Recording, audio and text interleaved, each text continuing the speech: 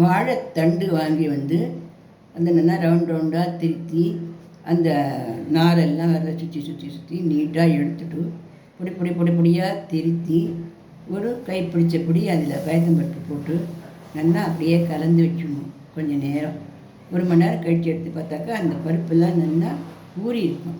தண்ணியெலாம் கொட்ட வேண்டாம் அப்படியே. அப்புறம் கொஞ்ச நேரம் கழித்து ஸ்டவ் மூட்டி வானிலையில் கடுகு, உளுத்தம்பருப்பு, வரமிளகாய், பெருங்காயம் போட்டு இந்த வாழை பிசிறி வச்சுருக்கோம் இல்லையா வாழைத்தண்டு, அதை போட்டு நல்லா வதக்கி எடுத்துடணும். வதக்கி எடுத்து அது நல்லா பயத்தம்பருப்பு தலைகாயிடணும். அந்த வாழைத்தண்டும் நல்லா கை காமங்கணும். அப்போ கொஞ்சமாக உப்பு போடணும். அப்புறம் கொஞ்சம் தேங்காய் துருவி அதில் போடணும். 2 கருவேப்பிலையை போட்டோம்னா இந்த வாழைத்தண்டு கறி வந்து உடம்புக்கு ரொம்ப நல்லது. சிறுநீரக கற்களெல்லாம் நல்லா கரைக்கும். உடம்புல இருக்கிற வேண்டாத ஃபேட்டெல்லாம் நல்லா கரைச்சி வெளியேற்றும். ஆனால் இதை வாரத்தில் 1 நாள் 2 நாள் சாப்பிட்டா போதும்.